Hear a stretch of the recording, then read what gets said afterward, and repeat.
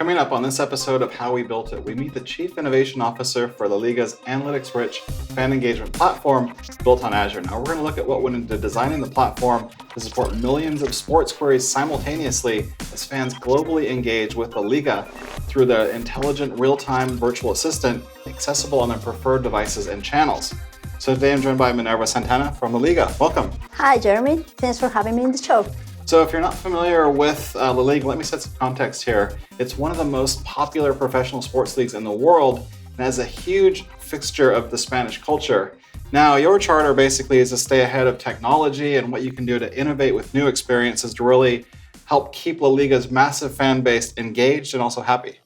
Yes, it is. LaLiga is a great player in the sport and entertainment industry. We have more than 1.6 billion social media followers across La Liga, the football clubs and players. We have 2.7 billion people that connect on TV to see La Liga matches every year, and over 40 million people go to La Liga stadiums every year to support their team. So fans are an integral part of La Liga, and they make it what we are.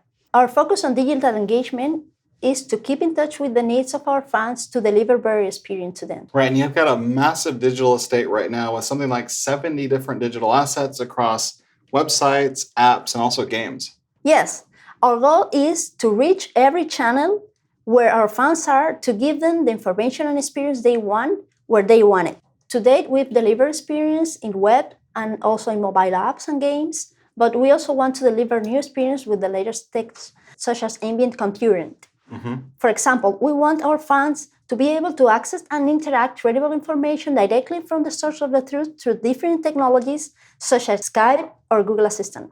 And that's really what we're here to talk about today. You've just released the new intelligent LaLiga virtual digital assistant to really help it spur on more fan engagement. Yes, LaLiga Virtual Assistant allows fans to use speak or text to query La Liga about their questions regarding men's and women's league football. This was important because we didn't want to require an app download for this process. We want to allow fans to connect across multiple channels and devices that they might already be using. You can activate the assistant using your phone and existing apps such as Skype or Google Assistant, which is built into Android devices. In respect to GDPR compliance, we have a privacy statement you need to agree to. And you can get faster response to your questions, such as around your favorite player, and it returns a match of content from different sources seamlessly to answer your question. If you are watching a game, you can easily get notification and also match summaries. You can watch game highlights, and all the content is digital right managed. You can download the content, it's only streamed. Right, and this is something I've started using. One of the great things that I like about the assistant right now is if a fan has a question, maybe it comes in with misspellings. And the thing that you just showed was, for example, Griezmann, or as it's pronounced in German, Griezmann. It's going to be a really hard name to spell if you're maybe Spanish or an English-speaking native. So the nice thing was it still returned back Antoine Griezmann's stats, and even if you had misspellings, and the format and experience was consistent across both Skype and Google Assistant. Yeah, we have to ensure that the platform understands and interpret the real intent of the user and to ensure the right results. For example, sometimes terms like goalkeeper have different names depending on their Spanish-speaking countries, like Argentina or Colombia. For example, in Argentina, the term of goalkeeper is arquero, and in Colombia is conservero. And in Spain, we just said portero.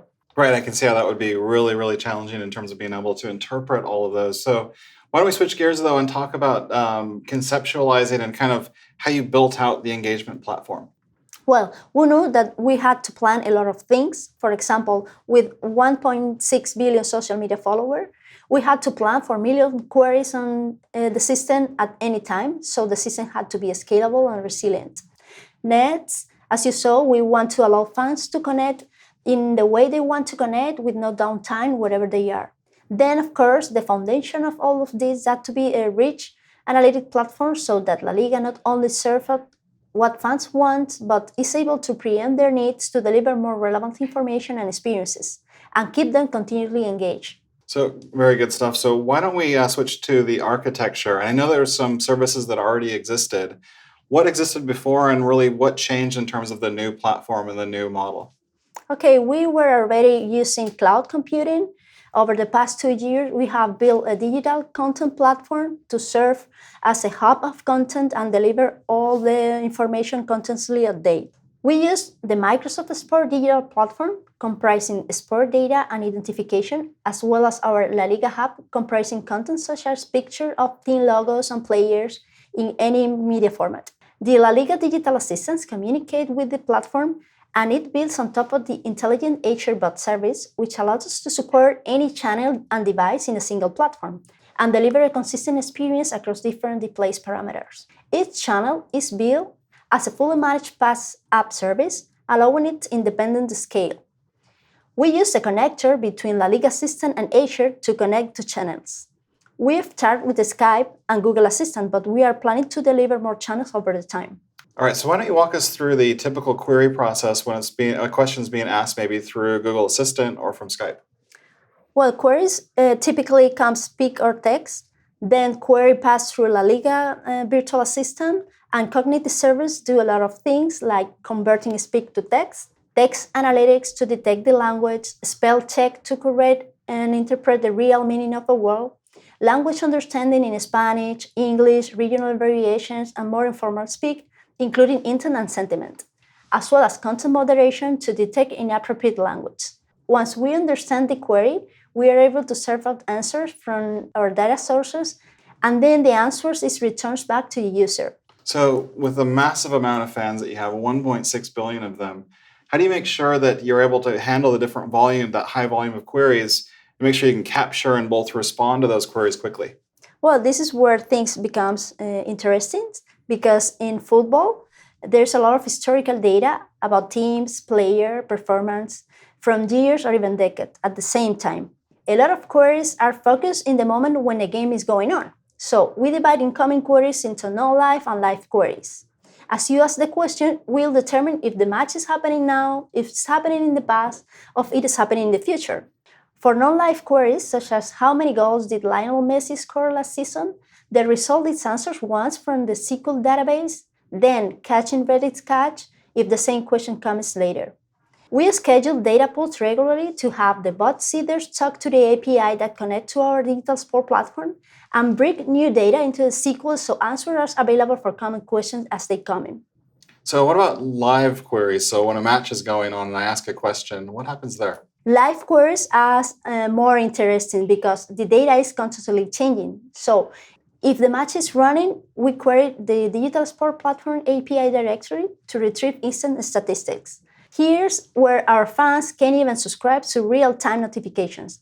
We send you alert with information during the game. Here, Azure functions listen for an event like goals as they are scored, penalty like yellow card and red card, final score, and more. We are using an event hub, so when an event comes, we push a notification to all the subscribers. And I saw here on your architecture that you're using Cosmos DB really as part of data and caching. How is Cosmos DB in this case used? Well, we use Cosmos DB to store live information for some time after the match. Then, after each match, the structured data from Cosmos is pushed up to our SQL database. Then later, there is a regular batch process that syncs official stats from the source API into Azure SQL database as the final source of truth. Right, and this makes total sense. There's no lag in terms of data if I want to ask a question right after the game completes. Now, let's switch gears for a second, though, and talk about language understanding. You mentioned earlier there's a lot of different variations in Spanish across the world. How do you handle then for misspellings, different pronunciations of the language? There's a few ways to solve this. The best for misspelling is spell checker. For example, we can use natural phrase in day-to-day to say, how does Baker stack up against Messi, instead of saying, compare Messi to Bale. The assistant will understand because the language model is trained to understand that stack up equals to compare. Makes sense. So how then, if I can't answer a question, maybe a new phrase pops up, how do we train the assistant to be able to answer different question types, maybe different language types? Well, use Azure Application Insight to troubleshoot queries that the assistant has not been able to answer. If we query App Insight to look at the Lewis trace details from the last day, we are able to get deep data drill downs associated with the single question. For example, how the system resolves the queries, the assistant type, language variation, and the questions. All the app insights data fits into the Power BI model that we are using for reporting. That's great. You're using Power BI. So can we take a look at the Power BI dashboard that you're using? Sure. Here's just a few things that we can see in our dashboards. For example, unique users, new unique users by day, questions by channel, users by country. We even differentiate between Google Assistant on the phone and also Google Home speakers to help us to tailor experience for the fans. We can also see days of access for the loyalty per channel. Here we see the Skype user return more often. So I also see this intentions tab here. What does that report actually show? In intentions, we can see the most popular queries in this workload. If I click on Get Schedule, I see the most frequent search for schedule. And if I click on a player like Messi, I'll see the most common search intention on the left. These insights really help us to innovate on new fan experiences. Very good. So great overview and really learning what went into building a full-featured assistant. Now, are there some tips maybe that you can give to the people watching today that might want to build something similar for their environments? Let me give you some tips. For example, consider where your audience is and remove blocker to engage with you. We want to go where our audience already is, supporting them on the channels they are already using.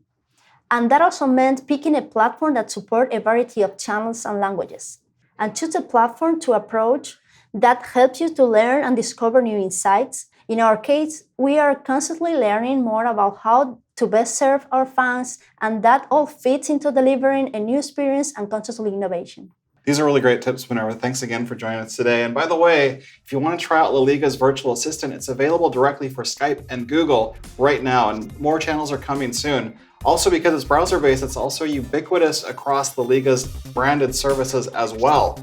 That's all the time we have for this show, coming to you from the Bellevue Microsoft Technology Center. We'll see you next time, and thanks for watching.